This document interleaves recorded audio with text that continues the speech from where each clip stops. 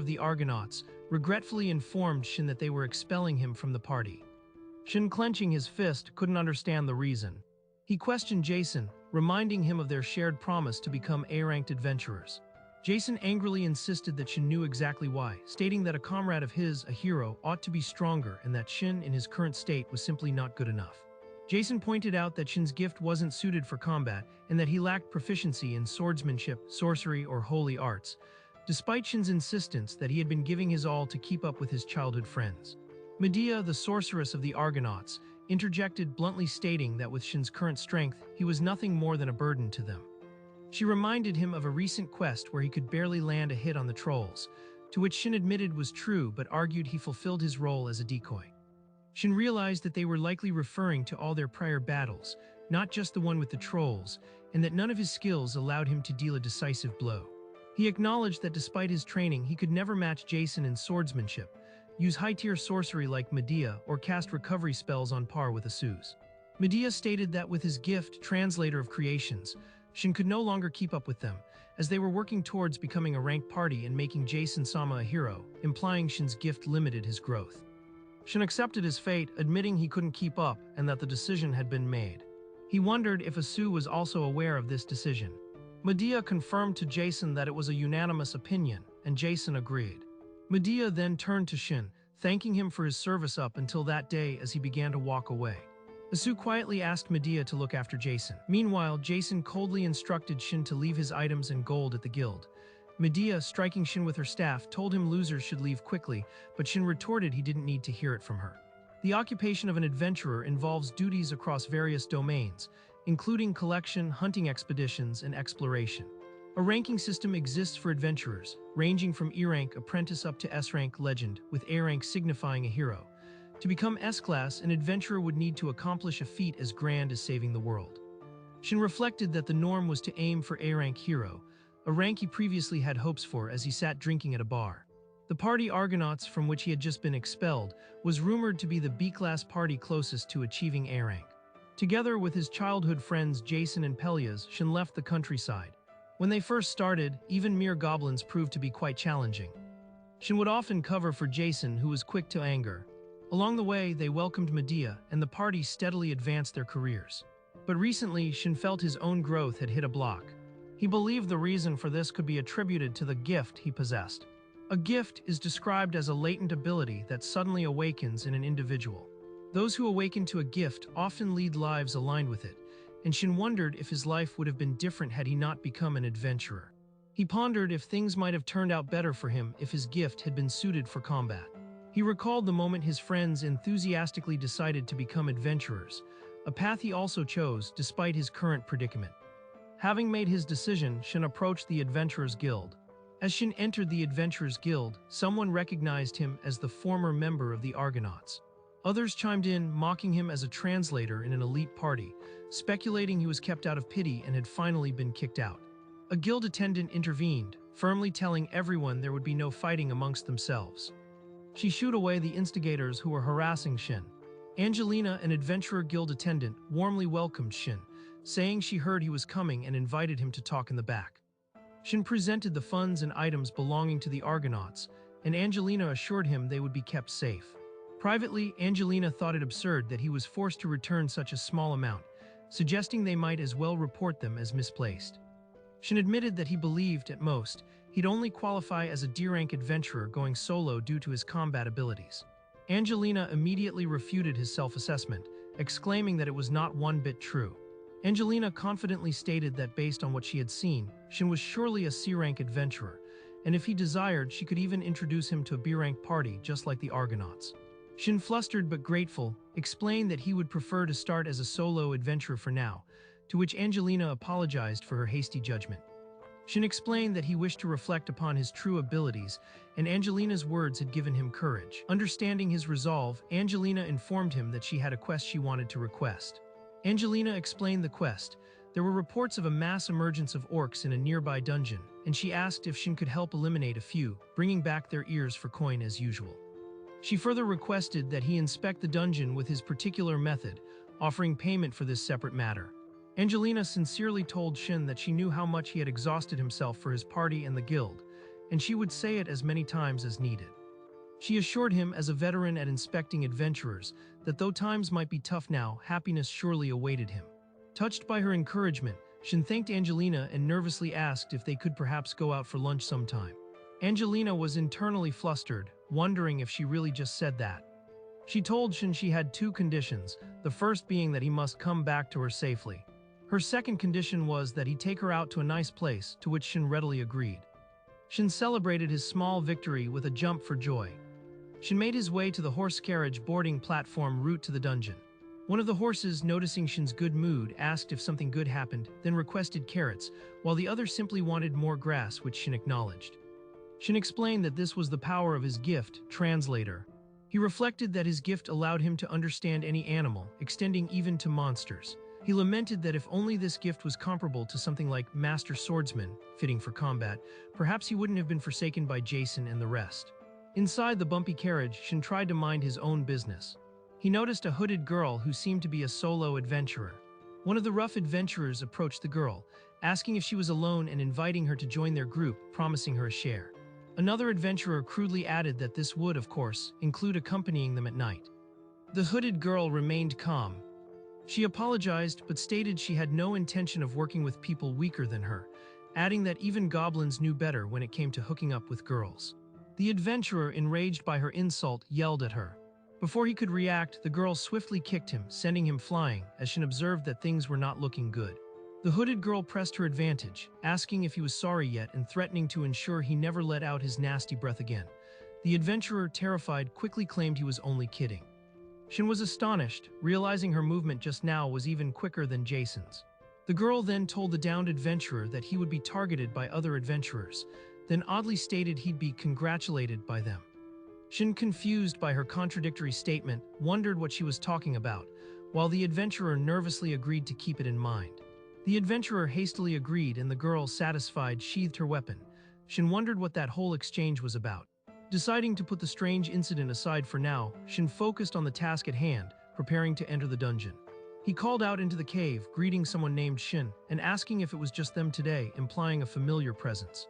A stray slime Lime understood that Shin would be soloing from this point and asked if it was not forever, to which Shin confirmed. Lime then requested to be brought along with Shin. Lime expressed its wish to venture with Shin, asking if the annoying blonde guy and irritating robed girl weren't coming. Shin was visibly moved by Lime's request.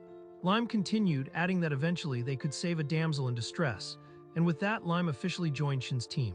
Lime asked Shin what they were supposed to be doing, and Shin explained that due to a massive emergence of orcs recently, they would be investigating.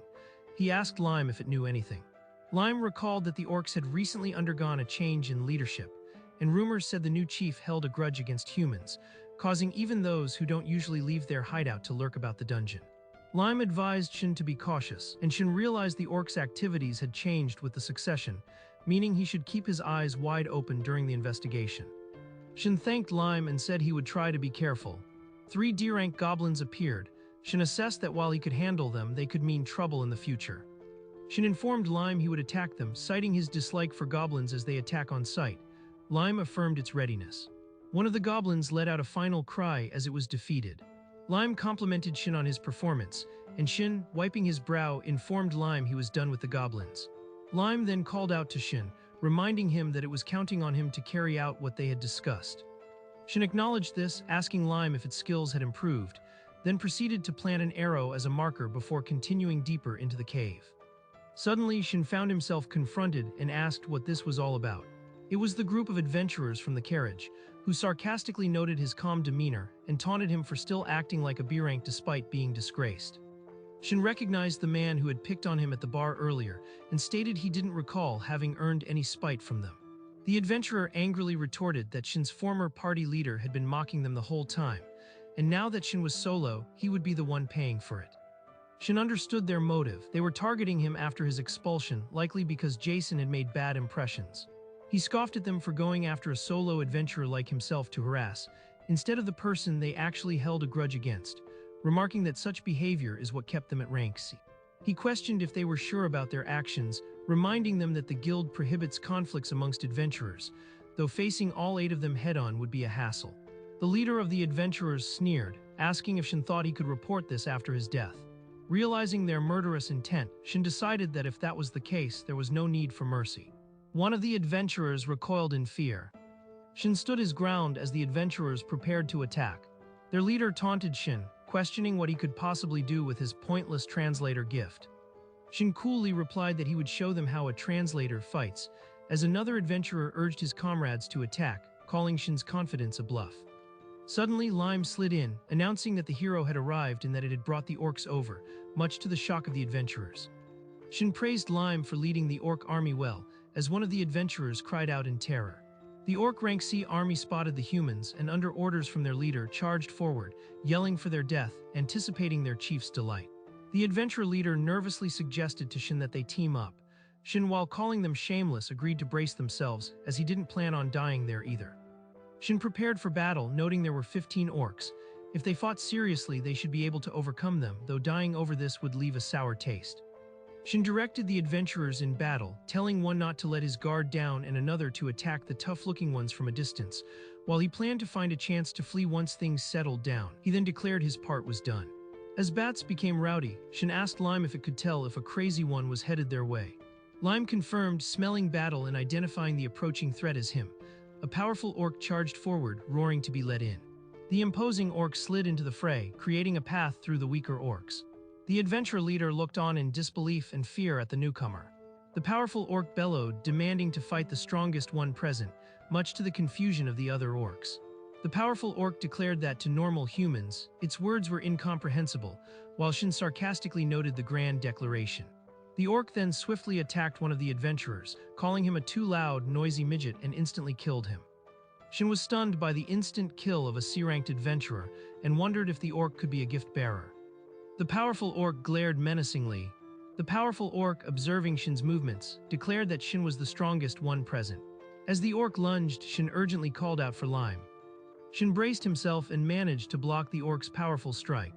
The orc acknowledged Shin's strength, impressed that he resisted the attack. However, Lime appeared to have been hit during the exchange. Lime yelped as it was seemingly kicked aside by the orc. The orc, holding a large cleaver, declared that Shin interested him, especially since he had even tamed a slime. Shin skillfully dodged the orc's powerful swings. He wondered if this orc could even be superior in strength to Jason. Lime, recovering, shouted instructions to Shin, telling him to dodge left and then right. The mysterious hooded girl observed, remarking that, as she thought, Shin was able to hear the prophecy correctly. The hooded girl swiftly moved, possibly intervening in the fight. She appeared before Shin, asking if everything was all right and calling him her savior. Shin, surprised, thanked her and questioned her use of the word savior. Shin recalled the beautiful scene that unfolded before him, a girl with scarlet hair like fire. He pondered what happened next. The girl with scarlet hair gracefully deflected the orc's attack. Shin recognized her as the girl he met in the carriage. The scarlet-haired girl acknowledged that the orc managed to repel her attack. The orc, in turn, complimented her skill for a human female, sensing that a battle with her would bring even greater delight. Shin, however, expressed his displeasure at her interrupting his battle. The scarlet-haired girl questioned Shin's outburst, taking it as his resolve to fight. The orc, observing Shin's attempt to communicate, wondered if he was an idiot, noting that Shin wasn't getting through to her. The girl, finding it a pity, readied her sword. She declared she would end things quickly. The scarlet-haired girl lunged at the orc, who surprisingly blocked her attack. Shin exclaimed in disbelief that the orc had blocked it, while the girl found the orc's defense interesting. The orc lunged, exclaiming it had her, but the scarlet-haired girl merely smirked. The scarlet-haired girl deftly dodged the orc's attack and countered. Their blades clashed fiercely. The scarlet-haired girl was surprised by the orc's strength. The orc, too, was surprised by the girl's prowess. The orc admitted she had exceeded his expectations. Shin observed that they were both monstrously strong, their faces reflecting their intense focus. Shin wanted to help but couldn't find an opening, as the orc commented on how long the girl had held out against him. The orc demanded to know her name. Shin noticed the girl purposefully took the orc's attack, wondering about her plan. The girl declared she would settle the fight with her next move. The scarlet-haired girl unleashed a powerful attack called Flamberge. Shin was amazed by its power, especially since she hadn't even chanted, and wondered if the fight was over. Shin, relieved to see Lime was fine, doubted even the orc could withstand such an attack. However, as the smoke cleared, the orc was still standing. The girl seemed surprised by this. Shin sensed the orc was about to do something and warned the girl to be careful. The orc declared it would let her have a taste of its power and launched a swift attack. The orc's massive blade flew through the air. The blade embedded itself into the ground near one of its own kind. Shin and Lime were confused by this action. The targeted orc looked terrified. The scarlet-haired girl narrowly dodged the attack. She complimented the orc's skill, admitting she thought he had her. The orc, equally impressed, stated that no one had dodged that before and acknowledged her skill as a human. The orc roared and attacked again, surprising the girl. Shin observed that despite its heavy injuries, the orc had gotten even stronger and faster. He realized something was wrong, noting that this meant trouble for the girl and wondered if there was a way to help. The scarlet-haired girl struggled against the orc's relentless assault, grunting in exertion. The girl noticed something amiss with the orc's weapon. The orc cried out in pain as its weapon began to crack. The orc, in a shocking move, killed its own ally who had been holding its now broken weapon. The scarlet-haired girl was stunned by this development. Shin exclaimed that the orc had killed its own ally. The orc fiercely declared that this was its battle and warned them not to interfere. Shin, observing the scene, mused that this must be what they call a warrior's pride.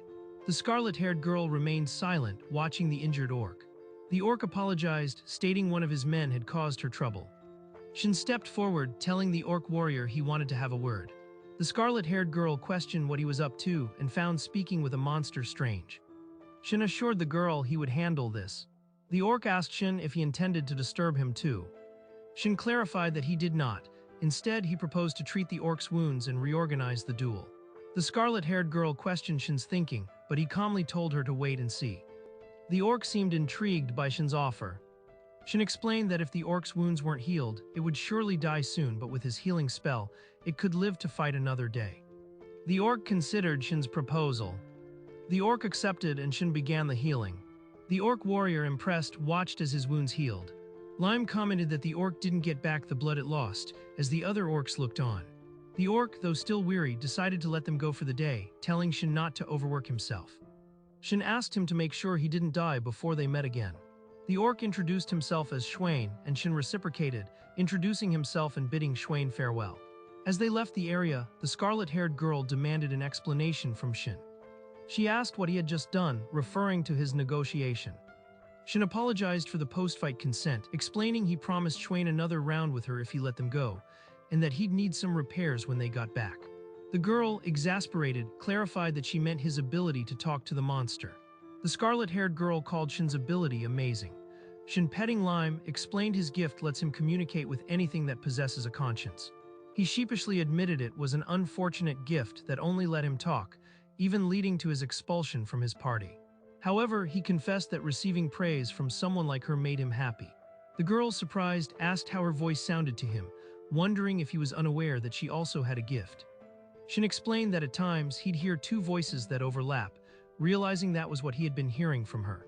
He thanked her, saying her voice had saved him twice. The girl, blushing, realized he could truly hear her voice. Overcome with emotion, the scarlet-haired girl embraced Shin, calling him her savior and exclaiming that they had finally met. Shin, surprised by the sudden hug, noted her nice smell and bouncy sensation, while Lime greeted them both. The girl apologized for getting carried away. She then introduced herself as Cassandra, a B-rank demonic oracle who fights solo. Shin reintroduced himself and Lime. Shin complimented Cassandra on her name. Cassandra then proposed that, if Shin was up for it, he should join her and form a party together. Shin, surprised, pointed at himself questioningly. Cassandra confirmed she meant with him. Angelina thanked Shin for the gathered information, noting that an orc possessing a gift was a significant find. She informed Shin that a suppression operation was being planned, and an official announcement from the guild would be made soon, expressing hope that he would participate. Shin mused that things had become quite hectic and wondered about the whereabouts of the adventurers he encountered earlier. He then asked Angelina if she had any news about the adventurers from that morning. Angelina informed him that there were no reports yet, hoping their mid-rank status meant they avoided excessive recklessness. She expressed a slight worry that something might have occurred. Angelina then earnestly told Shin that if any trouble arose, she would support him. Shin casually mentioned to Angelina that he encountered Cassandra in the dungeon. Angelina initially seemed to accept his explanation, saying there was no need for worry. However, Angelina's demeanor shifted, and she leaned forward, demanding to know who the girl Shin returned with was. She then accused him of trying to pick up girls in the dungeon. Shin, taken aback and flustered, vehemently denied this, explaining that Cassandra had saved him when he was in peril. Shin nervously asked Angelina if the guild possessed any information about Cassandra. Angelina cleared her throat and began to look through guild records, stating that Cassandra is quite famous in certain areas. She described Cassandra as a B-ranked solo adventurer with blood-red hair, a swordswoman who uses a katana. Angelina elaborated that even when Cassandra undertakes high-level dungeons as part of a party, she is the only one who ever returns. Angelina concluded that although Cassandra is undoubtedly skilled, forming a party with her might not be advisable. Angelina conceded that what she shared were merely rumors and she couldn't confirm their veracity, but she added a common saying about footprints in monsters. Shin thanked Angelina for the information. He mused that Cassandra didn't appear to be a bad person and likely had her own reasons for her reputation.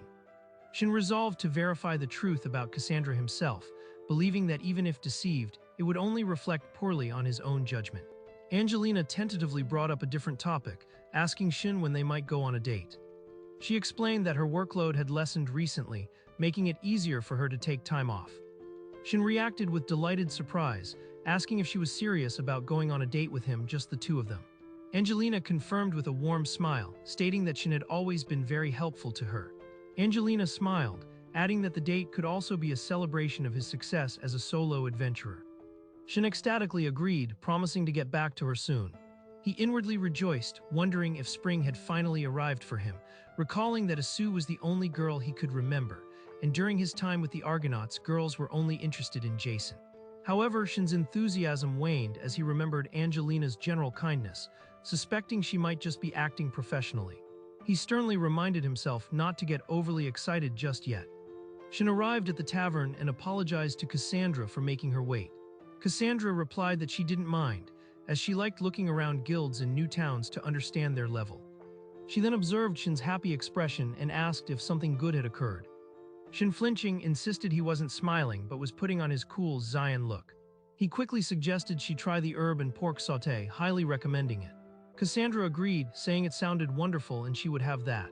Shin observed that Cassandra seemed to be in an awfully good mood and asked if the food was a particular favorite of hers, to which she replied that perhaps she was just excited as it had been a while since she'd eaten with someone.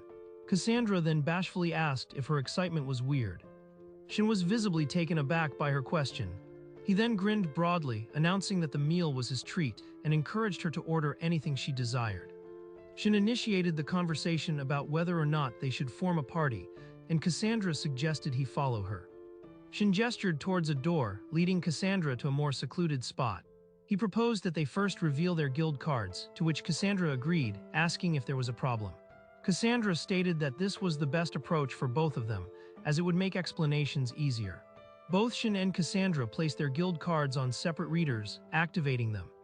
Shin's eye focused on Cassandra's details, noting her impressive skills, but also an unreadable portion of her gift description and the words mixed blood. Cassandra began to explain, stating she had two things to tell him, starting with her hair, which indicated she wasn't entirely human. She revealed that demon blood flowed within her, causing Shin to recoil in surprise and question if she meant those asterisk demons. A visual depiction explained that demons possess strength that rivals monsters. They are descendants of gods who fought for world dominion and fell, with only a few existing in the present day, their immense power making them legendary. Shin acknowledged that while demons exist, they have become somewhat reclusive and he had never encountered one before. He understood that this demonic bloodline flowed through Cassandra. Cassandra affirmed this, and Shin quietly processed the revelation that she was half demon. Shin reflected on Cassandra's capabilities as a frontline fighter with top-tier skills, her future-reading ability useful in combat, and her beauty, feeling incredibly fortunate at the prospect of partying with her. Cassandra explained that the second thing she needed to discuss was her gift, Demonic Oracle, which possessed two abilities. She elaborated that one of these abilities allowed her to see a few seconds into the future. Shin commented that such an ability was surely convenient, to which Cassandra agreed, but then added that there was a critical weakness associated with it. Shin was taken aback by Cassandra's revelation about her gift's weakness. Cassandra explained that any future she sees through her gift will be falsely conveyed to others, which is how she has managed to survive. Shin recalled the earlier incident, now understanding why her words had seemed contradictory. She gave an example. If she tried to warn of a tsunami, the listener would hear it as a pleasant comment about the weather. Shin grimly acknowledged what a cruel gift it was, preventing her from expressing her true warnings. Shin explained that his gift translates her misleading words into their true meaning, which is why he perceived her warnings as overlapping voices. Cassandra realized that with him, her prophecies could be understood. Cassandra expressed her hope that if Shin could decipher her prophecies, she could save lives previously lost due to her gift's limitation. Tears welling in her eyes, Cassandra called Shin her savior, grateful for this newfound possibility. Cassandra anxiously asked Shin for his thoughts on her proposal. She admitted her gift had drawbacks and her appearance might lead to unfair judgment, but she was confident in her physical skills and their potential synergy. Cassandra fervently declared her willingness to do anything to work with him, accept any conditions, and even let him take most of the rewards from their quests. Shin remained silent, contemplating her offer with a serious expression. Shin stated that they could form a party, but he had one condition. Cassandra readily agreed to whatever he said. She even offered to dye her hair if its current color was an issue for him. Shin, confused by her offer, assured her that he liked her hair very much, finding it beautiful like flames and recalling how it enchanted him when she aided him. Cassandra was visibly surprised and flustered, asking if he genuinely liked her hair.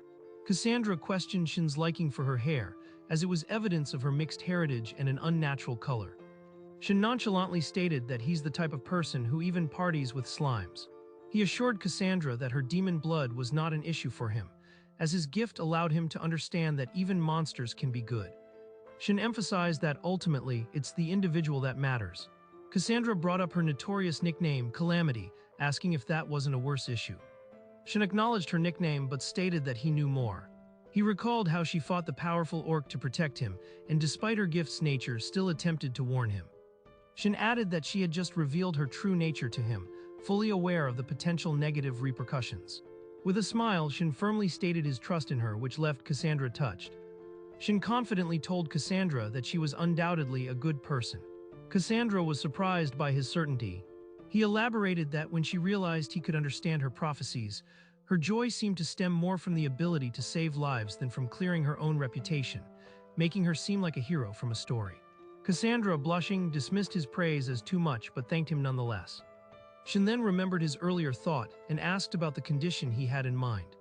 Shin stated that while Cassandra might see him as her savior, that wasn't his role. If they formed a party, it had to be as equals. He expressed his desire for a relationship of mutual trust and complementarity, where they would split rewards and discuss quests together, rather than a one-sided reliance. Shin declared that he wouldn't be her savior, but instead her comrade, asking for her thoughts. Shin emphasized that this equal footing was what mattered most to him, to which Cassandra asked if that was his only condition. Shin chuckled, admitting that since he was the weaker of the two, he would take on the simpler tasks. Cassandra then proposed that if that was the case, she would train him as they were comrades, asking if he was willing. She stood with determination, warning Shin that her training would be rigorous and he should prepare himself. With tears in her eyes, Cassandra emotionally told Shin that even if he were to cry and beg, she would never let him leave. Shin appeared taken aback by the depth of her emotional declaration. The following day, back at the guild headquarters, Angelina noticed Shin and Cassandra together and inquired if they were forming a party. She quickly interjected, stating she understood their dynamic. He was an adventurer and she a guild attendant, nothing more. Cassandra questioned Shin about Angelina's disdainful look, while Shin attempted to tell Angelina that her assumptions based on rumors were incorrect. Angelina pointed out that Cassandra was a solo B-rank adventurer, while Shin, whom she referred to as a womanizer, was C-rank, necessitating a certification test. Shin was shocked and dismayed, realizing Angelina was treating him more poorly than ever. Cassandra reminded Shin that he needed to contribute and couldn't rely on her for everything. Angelina explained that upon successful completion of their request, their party would be certified as B-rank. Cassandra, brimming with enthusiasm, urged Shin to do his best on their first party outing. Angelina, out of curiosity, asked Cassandra how she and Shin ended up forming a party, questioning if Shin had made advances despite rejecting her earlier advice. Shin flusteredly tried to explain that there was a reason for their partnership. Cassandra clarified that Shin had intended to adventure solo, and she had been the one to insist on joining, even saying she would do anything. Angelina processed this information, thinking Shin sounded rather scummy for making Cassandra say she'd do anything. Cassandra then cheerfully added that Shin wasn't scummy at all and had even complimented her hair the night before, much to Shin's embarrassment. Angelina sarcastically commented on Shin's ability to get along with women, noting his previous relationship with Asu and his current closeness to Cassandra, whom he'd just met. Cassandra interjected that a truly scummy person wouldn't act as Shin did. Shin frantically tried to explain that his compliment about Cassandra's hair was genuine and not the reason he partied with her, while Cassandra apologized, misinterpreting his words. Angelina, exasperated, accused Shin of spreading his scum around. Fed up, Angelina curtly told them she was busy and asked if they could continue their flirting somewhere else. Shin, eager to escape the awkward situation, declared they were accepting the quest and prompted Cassandra to leave with him. Angelina watched them go, calling out Shin's name. She earnestly requested that he return safely, to which Shin responded with a determined thumbs up and a promise. Shin finds himself facing a massive troll, a creature known to be a significant challenge for C-rank adventurers due to its superior strength compared to orcs. The most troublesome aspect of fighting trolls is their incredible power of regeneration. Any wound that isn't fatal will mend itself almost immediately, making them incredibly difficult to kill. Back when she was with the Argonauts, Medea, now known as Cassandra, relied on her potent magic to vanquish these beasts with a single, decisive strike. Lacking powerful magic, they must rely on Cassandra's exceptional swordsmanship and her fine blade to stand a chance against the trolls.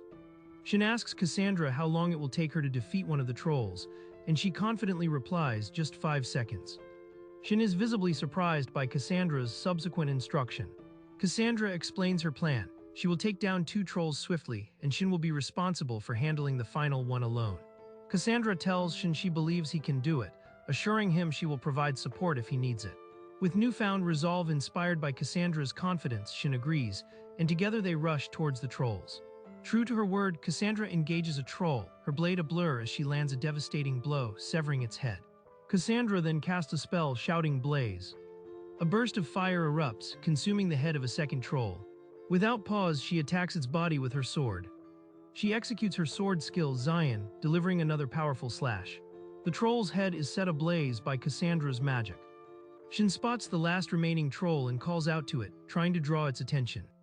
The troll, enraged, turns its focus towards Shin. Shin defiantly challenges the troll, telling it to bring it on. The massive troll roars, advancing on Shin. Shin tells himself he can do this, drawing strength from the trust Cassandra has shown him and focuses on the fight ahead. Shin evades the troll's clumsy swing and, finding an opening, unleashes his blazing sword technique. His attack connects, sending the troll reeling. Believing he has defeated it, Shin exclaims his victory, but Cassandra quickly shouts a warning to him, yelling his name and telling him the troll is still alive. The troll begins to rise, smoke still emanating from its wounds. Cassandra shouts for Shin to keep up the pressure while it's down, and Shin responds, charging back into the fight. The troll lets out a pained roar. Shin, undeterred, readies himself for another clash, declaring that he won't let it get away as he charges forward. With a powerful cry, Shin delivers a decisive, fiery blow to the troll's head. Shin, catching his breath, looks at the defeated troll. He confirms his victory, and Cassandra rushes over, joyfully congratulating him. Cassandra enthusiastically tells Shin his performance with fire exceeded her expectations and was excellent work. Shin admits he was surprised as well, attributing his skill to his great teacher, possibly referring to Cassandra herself or his own training. Cassandra extends her hand to help Shin to his feet. At the guild counter, the blonde attendant confirms to Shin that the troll stone has been appraised. Cassandra adds that Ange is in a meeting but will be thrilled, as Shin is congratulated on achieving B-rank status. Shin expresses his hope that Ange will be happy, acknowledging her significant support. The blonde attendant reacts with a warm smile. The blonde attendant informs them about an upcoming large request she's coordinating, which was decided based on intelligence from the lead adventurer. Shin listens with curiosity. Suddenly, a man named Jason interjects with a condescending tone, suggesting the guild must be desperate to make Shin a B-rank adventurer. Shin and Cassandra turn to see Jason approaching them. Jason addresses Cassandra as Medea, remarking on the time past and condescendingly noting Shin's presence with a woman, expecting Shin to have begged to rejoin his group. Shin asks Cassandra if she knows this rude man, and Cassandra explains that Jason is the leader of her former group, the Argonauts. Jason overhears and proudly affirms his identity as the great hero, Jason. Jason derides Shin, calling him worthless and threatening violence. Cassandra coolly challenges Jason, asking if he believes she would lose to him. Jason's companion intervenes, identifying Cassandra as the infamous B-rank adventurer Calamity Cassandra, while Jason scoffs, calling her the comrade killer. Cassandra reacts with clear irritation to Jason's accusations. Jason seizes Shin by the collar, demanding he apologize to Cassandra for his supposed insolence. Shin fiercely defends Cassandra, stating he won't tolerate insults against his partner, even if Jason claims it's a common label for her. Shin declares that his survival alongside Cassandra disproves Jason's claims. Observing the impasse, another of Jason's companions proposes a mock duel to resolve their differences. Shin tells Cassandra to hold on, asserting that he will take on Jason in the duel. Cassandra wants to fight, acknowledging her top-class swordsmanship, but Shin is resolute. Cassandra states that since their honors are at stake, it's all the more reason for her to fight. Jason scoffs, finding it amusing that Shin would have a woman fight his battles. Cassandra, now stepping forward to fight, tells Shin to bet everything on her and warns Jason to make the most of his taunts while he still can, as Shin agrees. An audience gathers, with Shin vocally supporting Cassandra and encouraging bets on her. The blonde attendant asks Cassandra if she's ready and then announces the start of the duel, while Jason's companion looks on anxiously. Jason boasts that he knows about Cassandra's gift and patronizingly offers her the first attack, claiming to be a gentleman. Cassandra coolly accepts his offer, readying her attack, Flamberge. Cassandra moves with blinding speed, her flaming sword arcing towards a stunned Jason who is caught completely off guard. She executes her Flamberge attack, sending a powerful slash of fire and force towards Jason. Jason is violently thrown back by the impact of Cassandra's attack, landing hard. Jason's dark-haired companion screams his name in shock and concern. The crowd watches in stunned disbelief at the swift defeat of the hero Jason. Cassandra triumphantly raises her fist as the crowd erupts with mixed reactions, some acknowledging her skill, others in disbelief, and one remarking it serves Jason right. Shin, watching from the sidelines, pumps his fist in quiet satisfaction. Angelina appears, asking about all the noise. Shin recognizes Angelina as she approaches. The blonde attendant seems to be explaining the situation to Angelina, who then asks Shin if he would care to elaborate. Angelina, however, quickly states that while she understands the current situation, there's another urgent matter they need to address and asks them to come with her.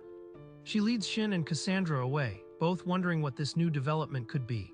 Angelina tells Shin and Cassandra to listen carefully, revealing that other adventurers who visited the same dungeon met a grim fate, with only a single survivor.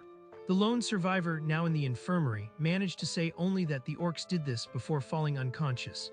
Angelina explains that this information, combined with their own report, is being compiled.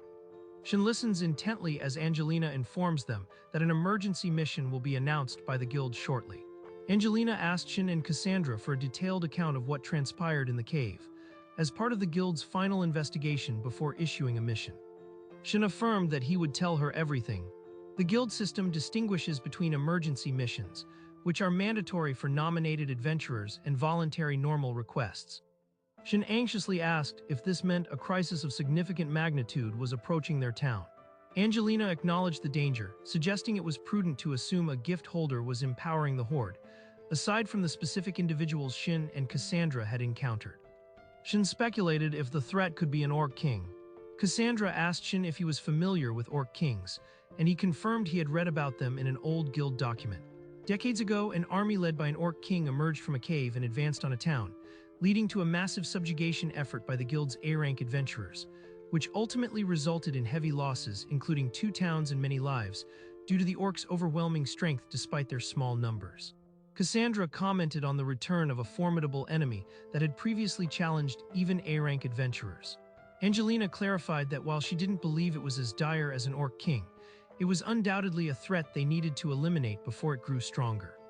Shin enthusiastically volunteered himself and Cassandra for the upcoming mission, seeing it as an ideal first job after their promotion to B rank. Angelina thanked them, expressing her relief and suggesting they work out the details prior to the official announcement. A few days later, Shin and Cassandra arrived at the guild. Onlookers whispered about Shin, recognizing him as the one who had beaten Jason. Shin remarked that Cassandra was attracting significant attention, but she clarified that it was we who were being noticed, before suggesting they move on. The blonde attendant greeted Shin and Cassandra, informing them of a guild request for their participation in an emergency mission, to which Shin readily agreed. Cassandra also accepted, stating she had no reason to refuse, while Shin declared the guild his second home. Cassandra added that her arm was itching for a fight, and that defeating a gift-holding monster would likely yield a special reward. Other adventurers recognized Shin from a recent battle and wondered if he and Cassandra were participating in the current mission, with one angrily reminding them not to forget someone. Jason announced that he and the Golden Fleece Brigade led by Argonauts would participate, intending to show Shin and the red-haired woman how adventurers fight in a party.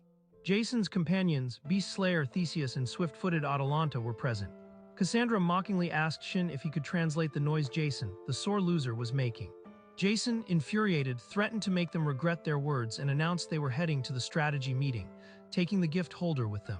Inside the conference room, Pollux and Castor, now C-rank adventurers known as Magic Swordsman Pollux and Guardian Knight Castor, greeted Shin. Shin affectionately patted their heads, expressing his joy at how much they had grown. Castor irritably told Pollux that he didn't need her to teach him.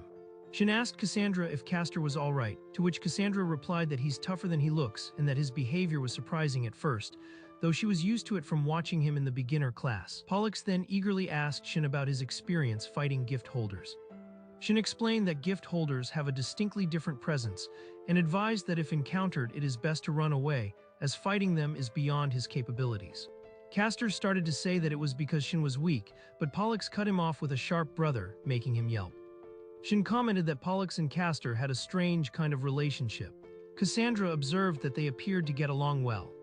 Shin analyzed their dynamic, the foul-mouthed yet cautious Castor as the vanguard and the positive, energetic Pollux covering the front to mid-area, noting how they complemented each other.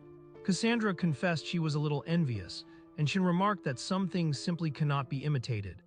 Shin proposed that they focus on building a good relationship in their own way, and then suggested they join the meeting, to which Cassandra agreed. Shin explained the Expeditionary Forces structure, a C+ to B rank main force, a C rank advance unit, and a scout team already deployed. The meeting was to organize the advance party, noting the limited wagons for transport. As B rank, they would be part of the main force. Shin, worried about Lime, expressed his intention to consult about joining the advance party to understand the current situation. Cassandra, with a determined look, stated that they must defeat them, and Shin agreed. Cassandra noted that Shin and the twins seemed quite well connected, and Shin affirmed this.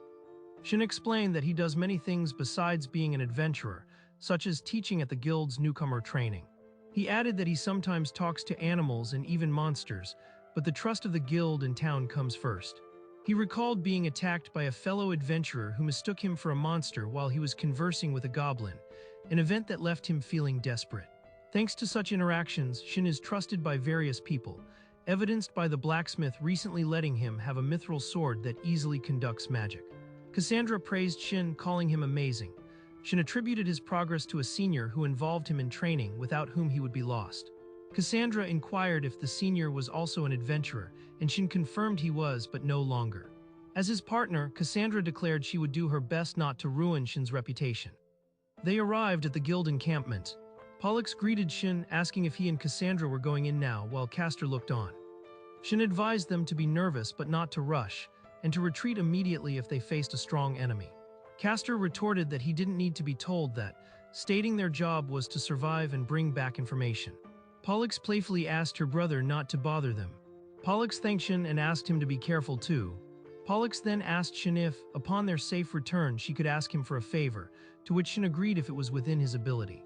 Pollux thanked him enthusiastically, while Castor seemed flustered by her request. Pollux urged her brother to go, and they departed, with Shin wondering if they would be all right. Cassandra explained that the twins each have gifts and unique cooperative skills beyond ordinary C ranks. Shin, intrigued by the unique skill, suggested they ask them about it later, and then decided it was time for them to fulfill their own roles. Shin asked Lime if anything had changed, and Lime frantically reported that many humans were coming and orcs were digging holes everywhere. Lime expressed worry about its home being invaded and its prized skin getting rough. Shin reassured Lime that the guild was mobilizing for subjugation, even using slimes, and advised it to hide to avoid being attacked. Shin found the orcs' hole digging behavior peculiar, as he'd never heard of them possessing such intelligence or habits, while Cassandra exclaimed in disbelief. Lime then stated it had something important to tell Shin. Pollux considered herself lucky. She recounted that her village was destroyed by goblins, forcing her to become an adventurer. Both she and her brother were blessed with gifts and skills, so they had no trouble making a living. But she had lost her purpose in life, and it was Shin who gave her hope. Shin treated her not as a poor child who lost her hometown, but as just an adventurer, offering advice on sword techniques. Pollux recalled that Shin's words still supported her, then noticed Castor was injured. She resolved that in this subjugation she might be able to be useful to Shin and thanked her brother.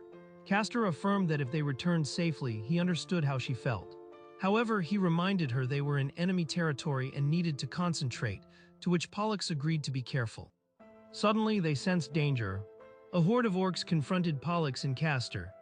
The twins reacted with shock. Pollux prepared a wind spell while Castor alerted her to enemies below. Cassandra wondered if their actions were okay, noting the guild members seemed angry, while Shin, amidst confusing bat signals, exclaimed in frustration.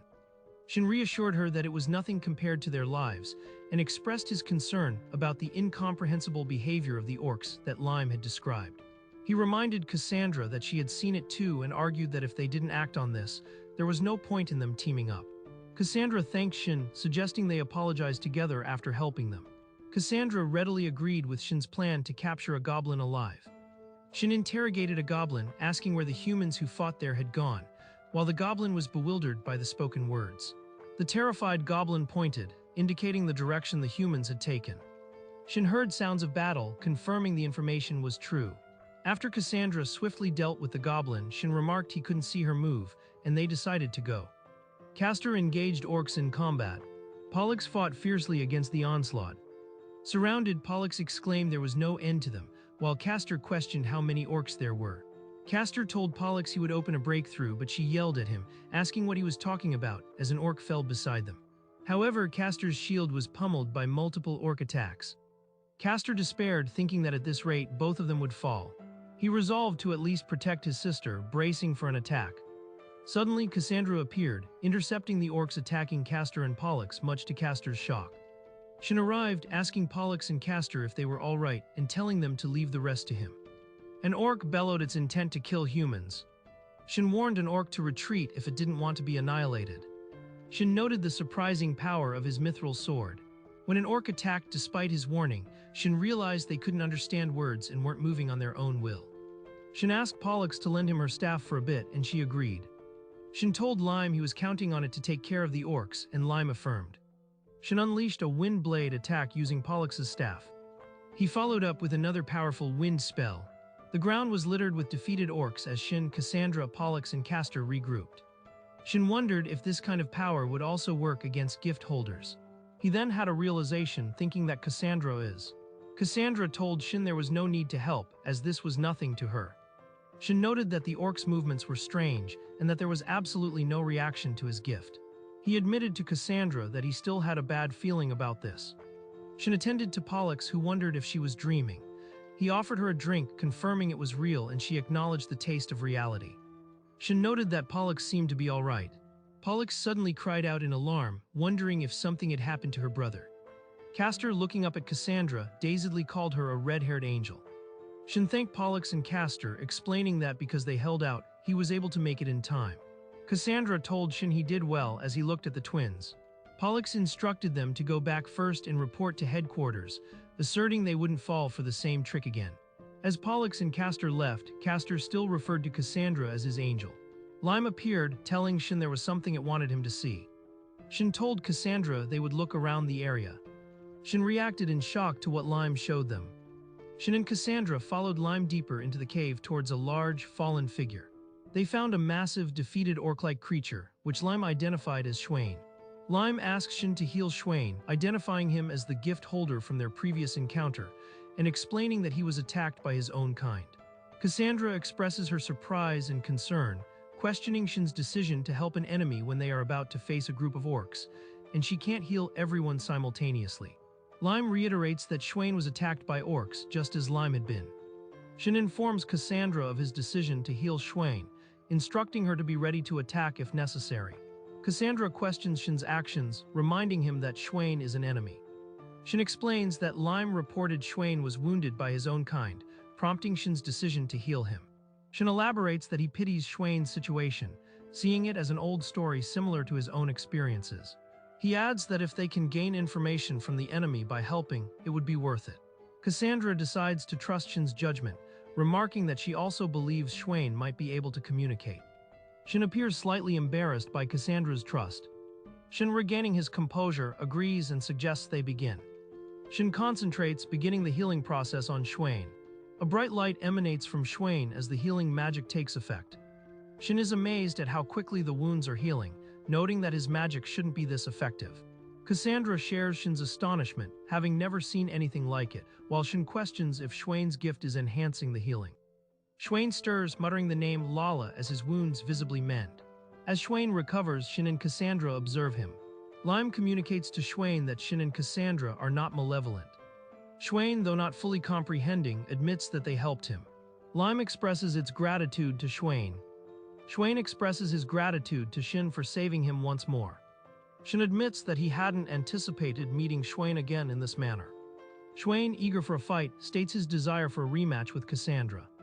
Shin proposes that Schwain repay the debt of being healed by sharing information, as Shin prefers not to fight without settling debts. Schwain agrees to Shin's terms but insists on a fight with Cassandra later, as promised. Shin relays to Cassandra that Schwain wishes to postpone their fight. Cassandra, understanding the urgency, instructs Shin to focus on obtaining information from Schwain, which Shin acknowledges. Shin questions Schwain about the reason for the attack by his own kin. Schwain begins to explain the circumstances. Schwain reveals he was targeted for opposing the surface invasion and for his role in helping Shin's group escape, which was discovered by the leader. Shin expresses his remorse, feeling that it's their fault. Schwain tells Shin not to worry as it was his own decision. He adds that he had the opportunity to fight strong individuals from his own kind. Shin inquires if Schwain harbors resentment for the betrayal, while Schwain recounts how the constant attacks made him stronger. Schwain vehemently denies any resentment. However, Schwain concedes that it would be a lie to say he felt nothing, as he also pursued his desire to fight strong individuals. Schwain states his indifference to the situation as long as he gets to fight strong opponents, even offering to help Shin confront the leader. Shin is taken aback by the revelation that the leader is Schwain's brother. Shin inquires if Schwain's brother also possesses a special power like Schwain does. Schwain confirms this, complimenting Shin's intelligence by comparing him to his brother. Schwain further comments that Shin, with his twisted-looking face, even resembles his brother. Schwain describes his brother's power, the ability to issue unbreakable commands to those he has defeated and subjugated. He elaborates that his brother, despite being physically weak, is intelligent and rose to become the tribe's leader. Schwain recalls his brother mentioning an invasion plan and a deliberate act of letting Shin's group escape to lure humans, which he didn't fully grasp then. Shin reacts with shock to this new information.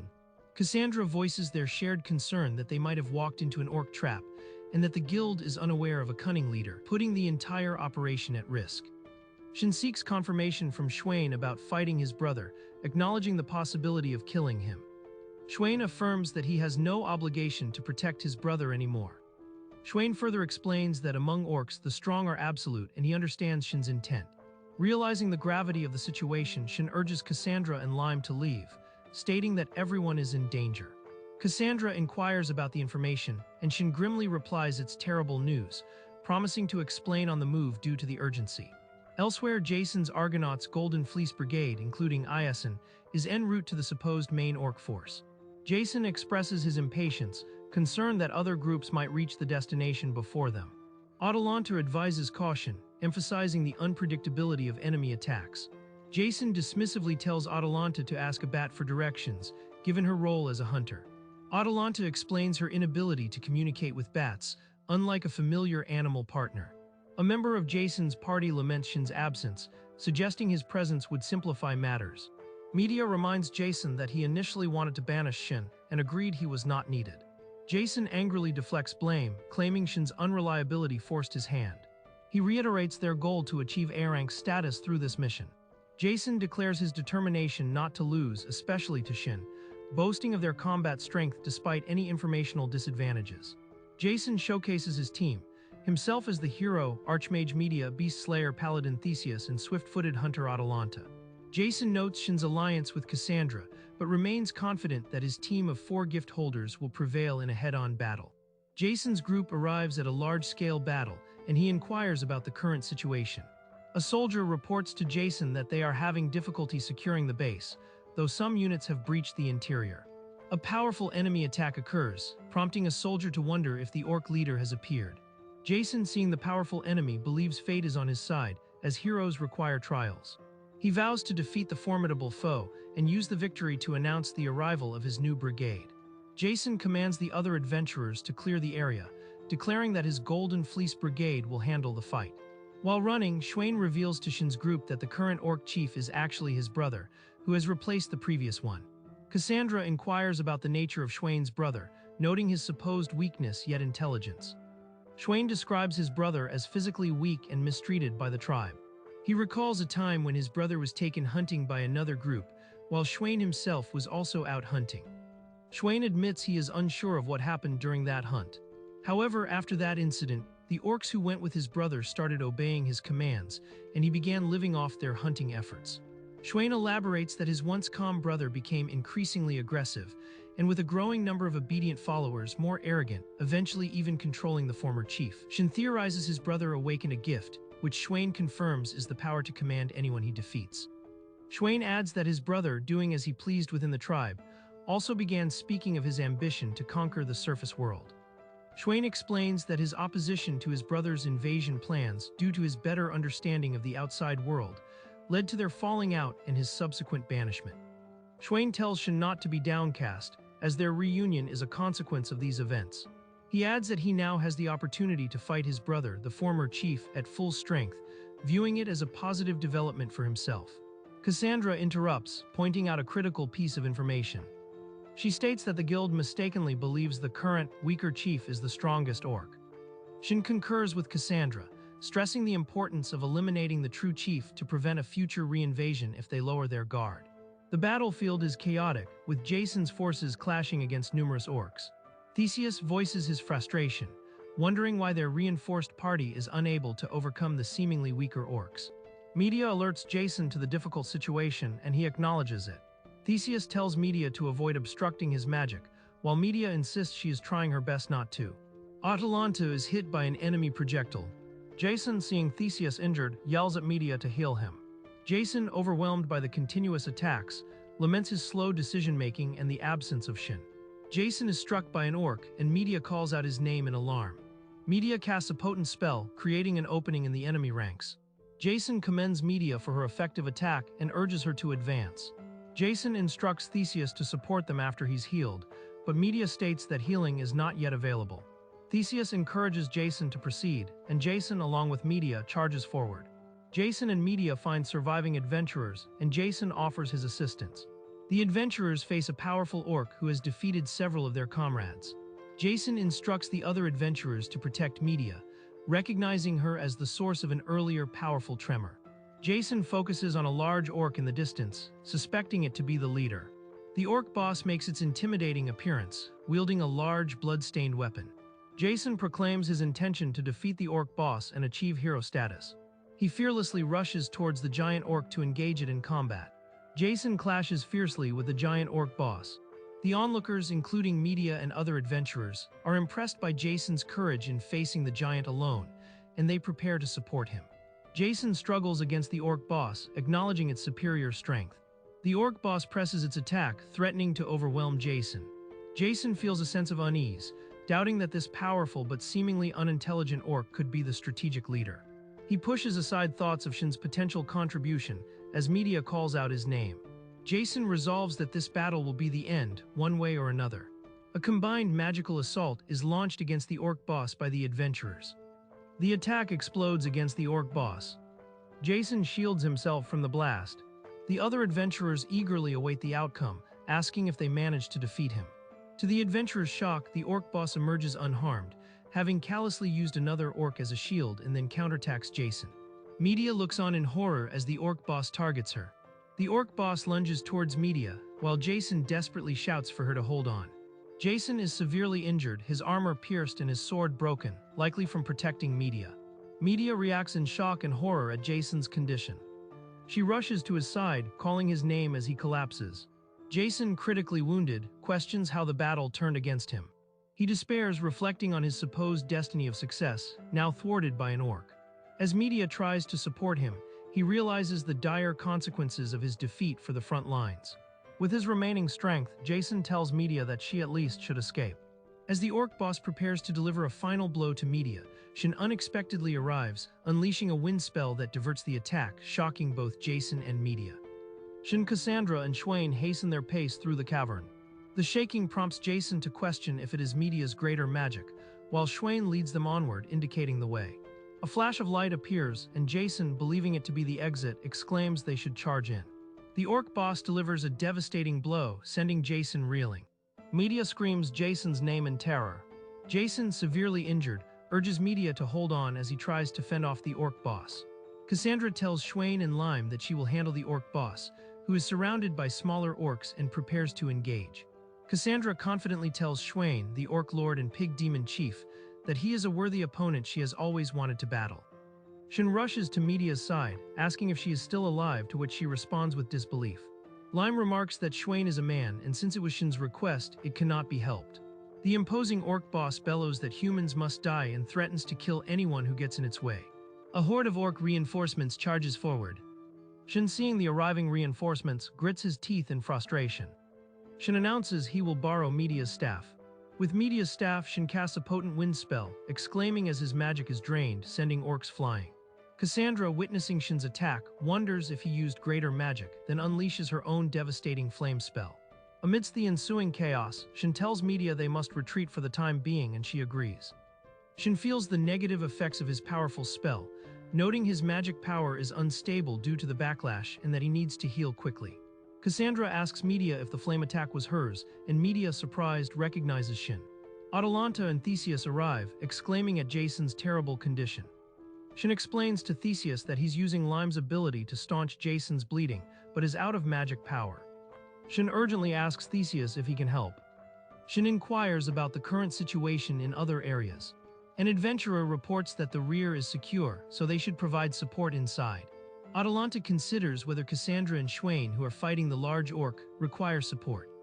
Shin declares their priority is to find the pig demon's commander, and another adventurer exclaims that the leader is the smaller orc. An adventurer asks if it is true, while Atalanta notes there was another gift holder, and the large adventurer expresses that it's hard to believe all of a sudden. Another adventurer questions if they can trust Schwain, while Shin explains he used his translator gift to hear it directly from the orc himself. Shin asserts that the fact Schwain, the Black One, is fighting the orc boss is the best proof, and they should not attack him. The orc boss, enraged, calls Schwain an annoying bastard. Schwain, surrounded by dark energy, acknowledges that the orc boss is really strong. Schwain roars that he is the strongest. The two powerful orcs collide in a brutal exchange of blows. Schwain and the orc boss continue their fierce struggle, while Cassandra launches herself towards the orc boss to attack. Cassandra delivers a powerful slash against the orc boss. The true orc leader snarls as Cassandra presses her attack, wondering if her strike was shallow. Schwain's brother, the true orc leader, commands his forces to shoot Cassandra and eliminate Schwain, recognizing the direness of the situation while Shin locates him. Shin calls to Atalanta, who responds affirmatively. Shin identifies the true orc leader among the enemy ranks and asks Atalanta if she can take him down. Atalanta confidently replies that she will try, drawing her bow. The true orc leader is struck by Atalanta's arrow. Shin excitedly asks if her shot was a hit, but Atalanta reports that it was not a decisive blow, as the leader, though hit, remains active. The true orc leader lies on the ground, stunned and questioning how it's possible he was hit. Atalanta laments that she messed up, while Shin reassures her that the leader should at least be wounded. Shin declares he will finish the job, as another adventurer also charges, eager for the bounty, shouting that the commander is there and everyone should attack. The true orc leader desperately commands his surrounding pig soldiers to protect him. Cassandra charges, shouting for this side to also give its all, and unleashes her flame sword technique against the orc boss, who declares itself the strongest.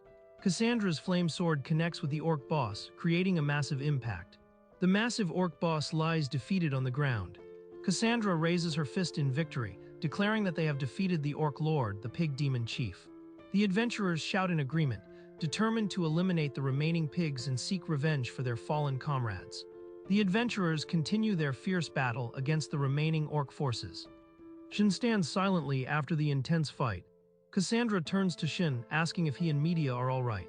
The true orc leader, Schwain's brother, is seen fleeing. He expresses disbelief at his loss, thinking he should have won by neutralizing the mage, and wonders about Shin, who ignored the former chief to target him, suspecting Shin has a similar power. He states that he managed to switch places with a decoy during the confusion and plans to rebuild his forces once he returns to his dwelling, as the other orcs proved humans could be defeated with his power. He considers his brother an unforgivable traitor for defying him after being controlled. He thought his brother of all people would be on his side, questioning if this is revenge for being banished. He fumes that his brother teamed up with the enemy, forgetting the kindness he was shown.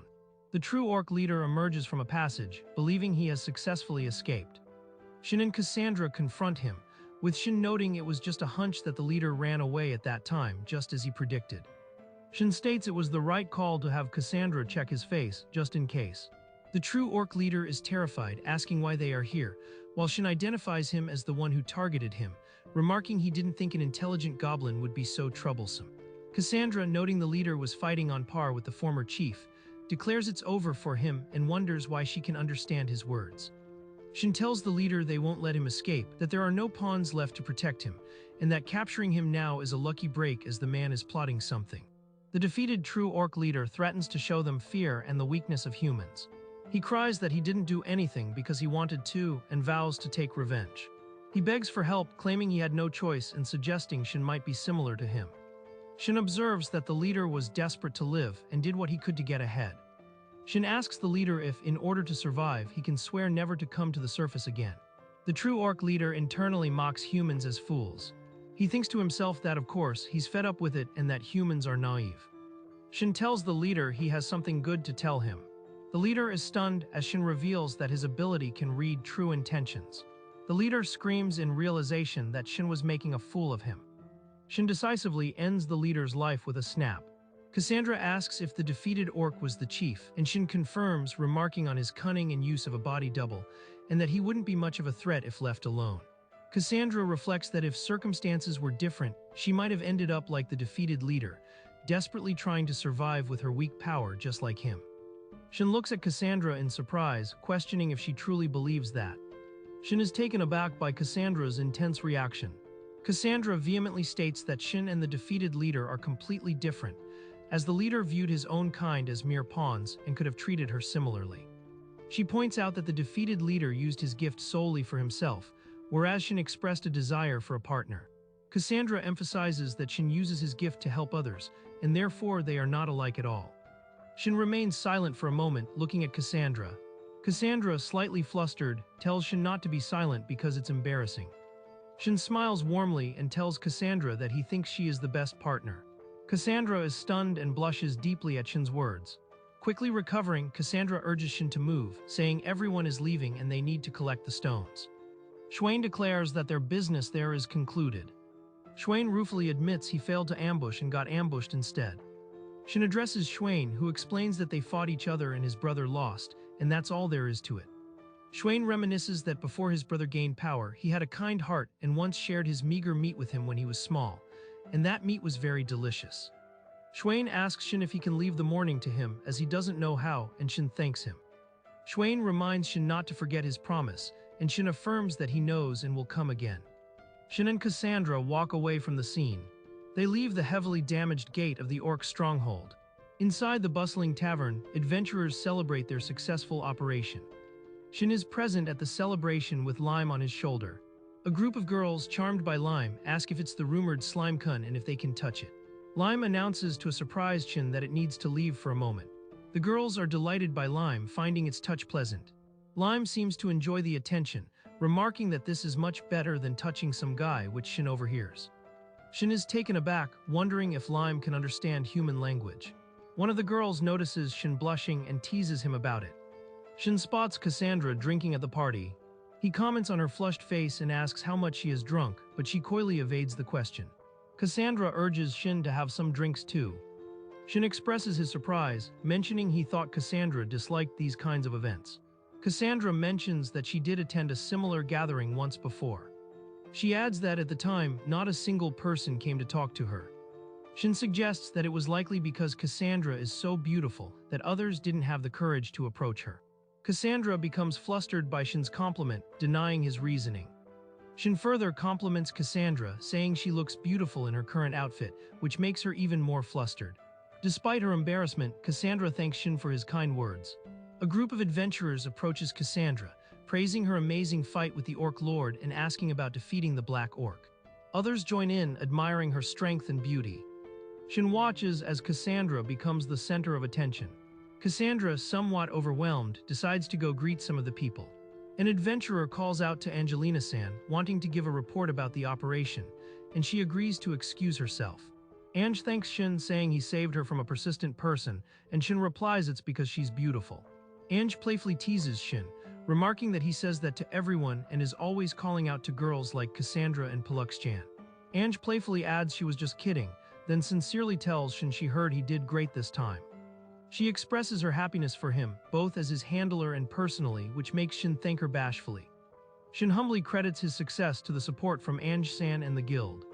Someone nearby asks about Ayasen's whereabouts. Ange explains that Ayasen recovered safely thanks to good initial treatment, but declined the invitation to the victory celebration. Ange announces that Shin-san has been decided as the MVP for the operation. Shin protests, stating he didn't do anything particularly great, and that they wouldn't have defeated the Orc Lord without Cassandra and the others. Ange acknowledges Cassandra's performance was remarkable but emphasizes that Shin's achievements, like taking a black orc as a companion and discovering the true chief, were significant. Ange likens Shin's feat of leading monsters and forming a party to that of the legendary S-rank adventurer, the Demon Lord, before admitting she might be overstating it. Shin denies leading them, saying Lime and Schwain are simply lending him their strength. Lime, currently being adored, insists that Ange isn't overestimating Shin at all. Ange sincerely tells Shin that she thinks he's amazing. She acknowledges his intense efforts to become stronger and credits him for identifying the true orc chief. Because of his actions, they achieved victory without leaving future problems, so she tells him he can boast a little for today. Shin reflects on the desperate efforts he made. Ange reaffirms that he defeated the orc chief, and Shin is visibly touched by her words. Just then someone calls out, asking to speak with Ange. Ange expresses mild frustration at the interruption, saying they were just getting to the good part. Before departing, Ange suggests to Shin that they go out for a meal together soon. The adventurer who called Ange sighs in relief, feeling that was a close call. Pollux approaches Shin, asking why he never calls out to her and declaring it's not fair. She enthusiastically suggests they drink together, saying it's fine if it's Shin-san. Shin notes to himself that Pollux seems pretty drunk and asks what she was talking about. Shin asks Pollux about the adventurer she admires, and she coyly replies it's about my hero. Pollux then shifts the conversation, thanking Shin for his help in the cave, calling it a secret. Shin admits that at that time he truly thought it was over and was worried about her, though he was lucky to arrive in time. Pollux is touched to hear Shin was worried about her. Overjoyed, Pollux exclaims her happiness and lunges towards Shin. Pollux, smelling good to Shin, apologizes, admitting she might have had too much to drink. She tells Shin she has always wanted to say something and asks if he will listen. Her brother Castor suddenly appears, admonishing Pollux for her behavior and telling her to rely on him if she's drunk, not this weakling. Pollux protests that they were almost there, while Castor complains about his injured Shin. Shin tries to ask Pollux what she was going to say, suggesting they could discuss it another time. Cassandra appears, visibly angry, accusing Shin of leaving her and hitting on other women, threatening to kill him. Shin, flustered, denies hitting on girls, then stammers that he was only talking to them. Cassandra, enraged, declares she will fix his attitude with a mock battle. Shin makes a hasty retreat, jumping from his bed. He attempts to escape through an open window. However, Cassandra swiftly pursues him, questioning his attempt to flee and mockingly asking if he's glad to have a partner. Several days after the orc incident, the Adventurers Guild has resumed normal operations. Shin considers taking a particular request just in case. He hopes that he will not actually need to use it. With the cave entrance reopened, Shin and Cassandra return to fulfill their promise. Shin tells Cassandra that the time has come and he is counting on her. Cassandra confidently states she knows his abilities and won't lose in front of her partner. Schwain appears, asking if their wounds are all right and apologizing for making them wait. Schwain declares he was tired of waiting and is ready to fight, welcoming his end if it comes. The three prepare to face each other in the designated area. Lime questions Shin about the purpose of the fight, concerned that someone might get hurt, but Shin reminds it of their promise. Shin explains that Schwain upheld his end of the bargain, so they must too. He adds that for Schwain, battling strong opponents is the ultimate reward, though he feels sorry for Cassandra. Cassandra assures Lime there's no need to worry, as she too was anticipating this battle. Cassandra and Schwain stand ready for their duel. Shin considers the matchup, Cassandra with her skills of foresight and flame sword, against Schwain's physical prowess enhanced by his berserker gift, making it uncertain who holds the advantage. Having fought alongside each other, Cassandra and Schwain are familiar with one another's capabilities, making their tactical approach vital. Shin anticipates the start of the fight, wondering who will initiate the first attack. Suddenly, both fighters burst into action. Cassandra initiates the attack, putting Schwain on the defensive. Shin observes the incredibly fast exchange, noting that if Cassandra presses her advantage, Schwain might unleash his berserker ability to counterattack, leaving him to wonder about Cassandra's strategy. Schwain praises Cassandra's skill, even stating he would want to marry her if she were of his kind. Cassandra, while not understanding his words, retorts that she is also thoroughly enjoying the fight. Schwain lets out a battle cry as he kicks Cassandra's sword from her grasp. Shin and Lime are shocked by Schwain's move, exclaiming that he kicked the sword away.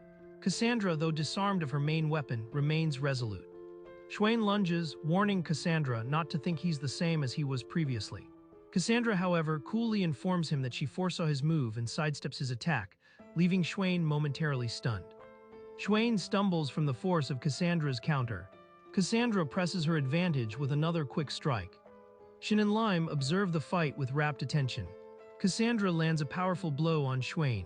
Cassandra stands over the fallen Schwain, contemplating that if she merely knocks him out without a fatal wound, his berserker ability won't activate. Schwain, defeated on the ground, concedes that it is checkmate. Schwain acknowledges his complete defeat but expresses no regrets, as he had a good fight.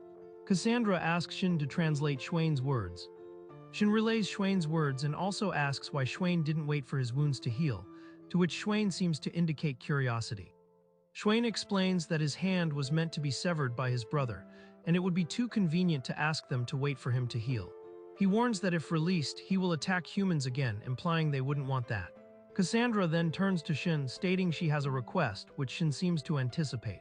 Shin asks Schwain if he can promise not to attack humans, but Schwain, through Cassandra, deems it impossible. Schwain explains his sole purpose in life is to battle strong adversaries, and he would rather not live than abandon that. Shin considers if there could have been a way for them to coexist if Schwain hadn't been abandoned, pondering a different path. Shin suggests to Schwain that while he wants to fight strong opponents, they don't necessarily have to be human. Shin adds that this limitation applies only as long as Schwain remains in the cave. Shin then extends an invitation for Schwain to join them, much to Cassandra's surprise. He explains they are adventurers aiming for the top rank, with Shin himself being third from the top currently. Shin elaborates that on their quests, Schwain might encounter opponents even stronger than himself or Cassandra, which piques Schwain's interest. Schwain questions if they are truly alright with him being of a different race, to which Shin replies that they already have Lime if they're talking about different races. Shin further explains that many adventurers witnessed Schwain fighting the former chief, and consequently, no one in their guild holds a negative view of him. Schwain processes this information. He then asks if they intend to take him outside, and Shin confirms with a simple yeah. Shin enthusiastically invites Schwain to join them, proclaiming that the outside world is enjoyable. Schwain accepts Shin's offer, and they shake hands, sealing their new partnership with Cassandra and Lime looking on. Ange spots Shin and calls out to him, surprised by his early arrival in his casual clothing. Ange comments that Shin's casual clothes suit him well, confessing she initially mistook him for a noble lady due to his appearance. Ange mentions that it has been some time since they met outside of work, noting Shin always appeared busy. Ange compliments Shin on doing great since his promotion. Shin attributes his current position to the teachings of Ange and another individual.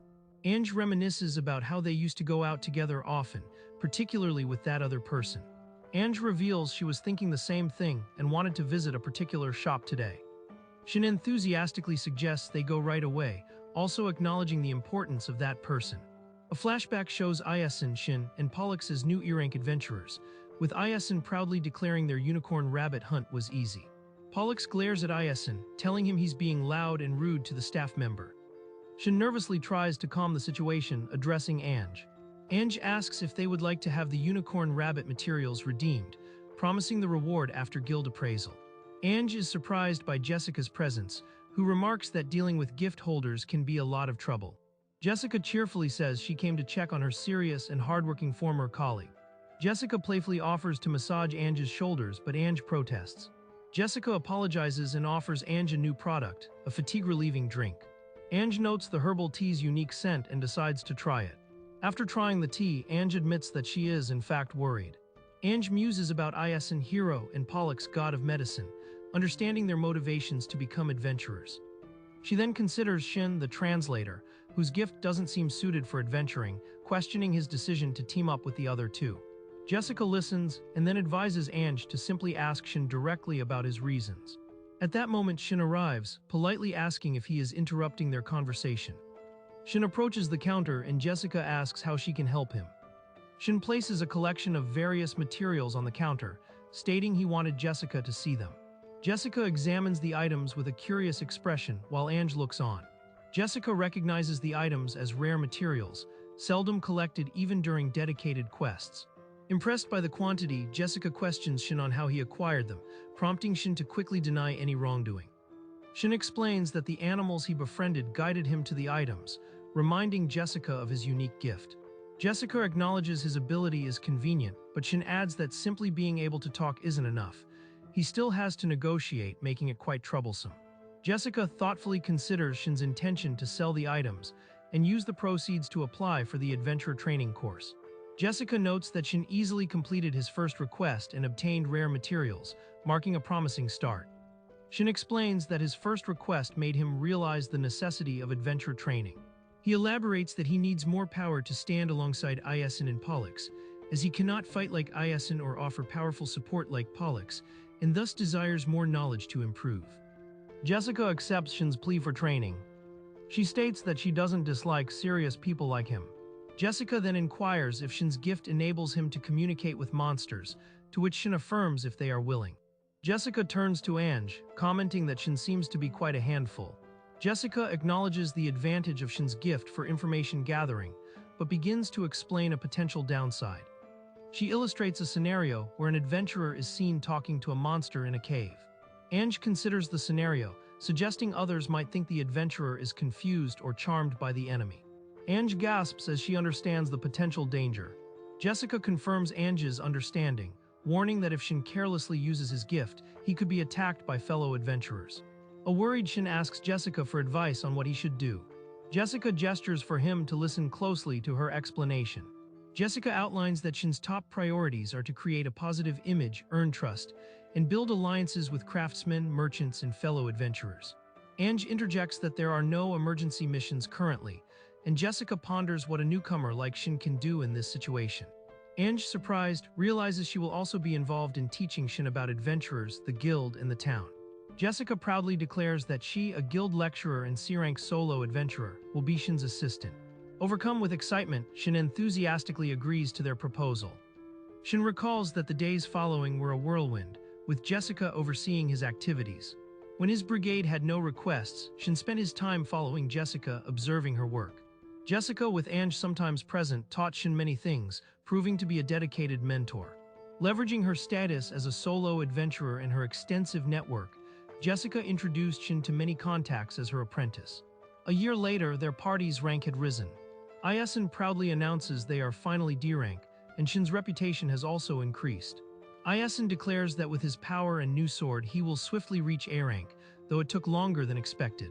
Shin argues that Iasin couldn't have acquired the sword without his connections, while Iasin tells Shin to stop hanging around with weaklings and train himself.